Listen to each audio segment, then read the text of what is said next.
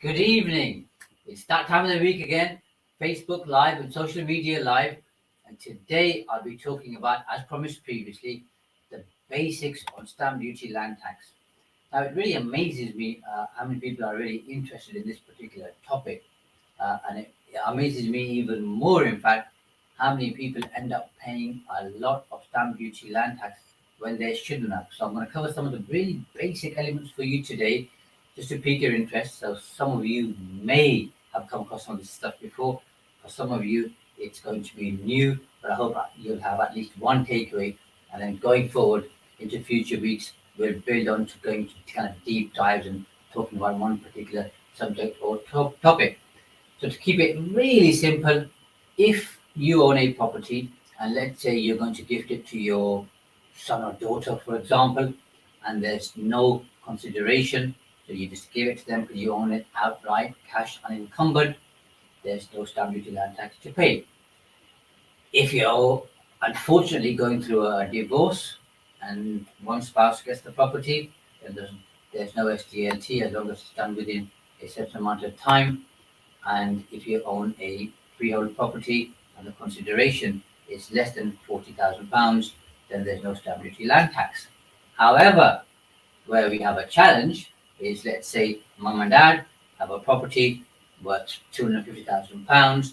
It has a mortgage of £90,000, and they're looking to give that to their son or daughter or child or somebody else.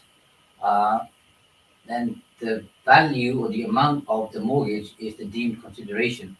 So in that case, it will be caught by stamp duty land tax. So what you want to be doing is paying off the mortgage and reducing it to less than £40,000. So those are some of the basics. There are more exemptions around that.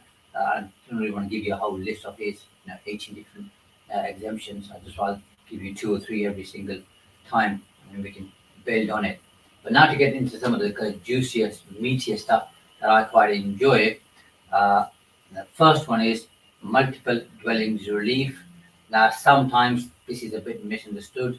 I have had people say to me, if I buy 5 or more properties together, I can claim MDR, multiple dwellings relief.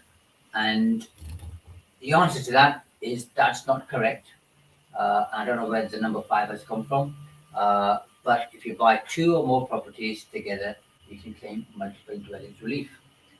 And how it works simply is you average out the price of both or all of the properties to come to an average figure. So let's say you're buying a property for £500,000 from a seller, and they're also selling a second property to you for £200,000.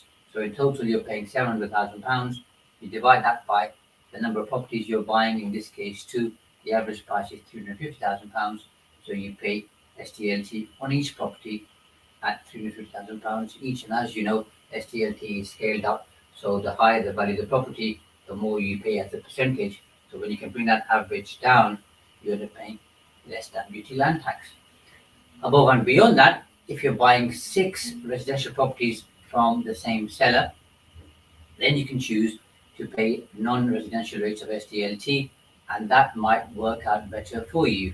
Where it gets really interesting is this: if you're buying 6 or more properties from a seller, you can then do the calculation on the SDLT per property, the SDLT using multiple dwellings relief, and the SDLT on non-residential rates to work out which one gives you the best scenario, and then use that one there.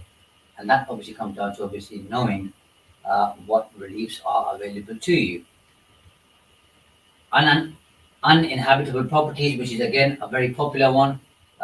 We do about between 5 to 10 cases of this every single month.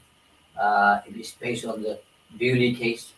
So keep it again really simple. Is if you're buying a property that is uninhabitable, there are stamp duty land tax savings to be had. Now, some people, when they listen to hear the word uninhabitable, they think I don't have a kitchen, therefore I can't mortgage my property. Does that mean that my property is uninhabitable for SDLT purposes? And the answer, unfortunately, is no. For a property to be uninhabitable for stamp duty land tax purposes, it should not be classed as a dwelling or a dwelling house. let me give you a couple of very basic examples.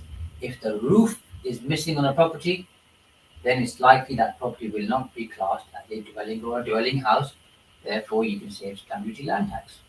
If a property has asbestos and you can't live in it, it's uninhabitable, chances are you can claim or use the uninhabitable case, which is the Bewley case, and not pay the additional 3% SDLT, or in fact, basically, not only not pay this additional 3%, you then pay non-residential rate of SDLT, which means you'll end up paying less stamp duty land tax.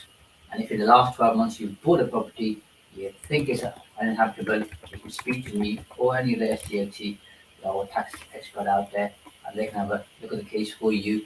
If there is a case, you can then file for a refund from HMRC and get some SDLT back, which works well. If you're buying property in probate and you're a property trader, there are certain conditions that need to be met, but if they are, then there's no SDLT to pay. Have a look at those conditions online. If you can't find them, let me know. I'll be more than happy to share those with you. Another common scenario is where you may have a group structure, so you've got 4 or 5 limited companies with a holding company on top, and one, let's say, owns a property. You're looking to transfer that into another company where you hold all of your properties. And you think, if I get moved it from one company to the other, do I have to pay stamp duty land tax? As long as it's a group structure where the holding company owns more than 75%, then you can claim group relief and you won't have to pay stamp duty on that particular transaction, which works really well. But on that, I'd advise and caution is speak to an expert to make sure that you qualify for group relief rather than just doing it because you think you can do it because you've heard or read somewhere on social media or on Google that it works. And I'm just sharing the basics with you to give you awareness. As with all advice, I would say pay for that advice so that you've got something in writing so you know it's accurate and precise and correct. But the first thing is you need to know what you're looking for. So the point of this particular video is to help you with that. If you're buying property which has mixed use, so just to give you a simple example, you're buying a property which is ground floor commercial, uppers are residential, mixed use, then you don't pay the additional 3%, and you would pay non-residential rates of SDLT. Generally speaking, that might work out better for you. Again, do the calculation, but sometimes people think for the uppers, they've got to pay the residential rates of SDLT and they have to pay the additional 3%, and that isn't the case. If you're into buying commercial property and you're buying it with a sitting tenant, and there's an option to tax. So basically, you've got to pay VAT on the property. Let's say you're buying a property for £500,000. The VAT on that is at 20%, which gives you £600,000. You then pay the SDLT on the £600,000 because the VAT is part of the consideration. However, if there's a sitting tenant, then you may qualify for the transfer of going concern rules, which simply means you don't pay the VAT.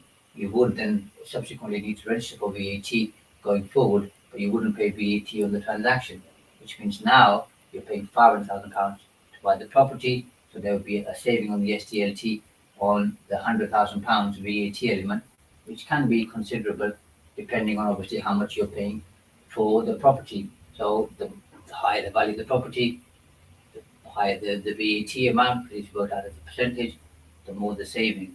So those are some of the really basics that I think you ought to be aware of. Something else which people miss out on quite often. Again, there are rules around this, but tonight I'm just going to raise your awareness. If you're buying a property, let's say to live in, and it has a grinding annex at the back or on the side, then you may be able to claim multiple dwellings relief as long as that property is less than a third of the size of the entire property, and it can be lived in independently, so it has its own bathroom, its own kitchen, its own bedroom, then you can claim multiple dwellings relief and reduce your stamp duty land tax significantly. Obviously, the higher the value, the more you can save. And if you've already been through that transaction in the last 12 months, then there is a possibility you could claim a refund from HMRC. We've done quite a few of these over the years. And if you've got that scenario, you know, a family friend or somebody else who's in that scenario, feel free to run it by me, and I will happily go into that in detail for you. So those are some of the really basics I want to cover with you today to raise your awareness. Going forward in the coming weeks and months, I'll pick up one of those topics, and then we'll do a bit more of a deep dive in terms of the kind of conditions of how things work, how they don't work, and what and the things you need to be aware of. Probate is a very popular one, so I'll probably start with that because there are certain conditions around that. So if you meet the conditions, there are good savings to be had. But for tonight, it was just a case of really just raising your awareness, sharing with you that stamp duty, A, is quite complex, B, there are opportunities and savings out there. You just need to know which ones apply to you, because it can make the difference between you buying and not buying a particular property. So until next week, bye for now.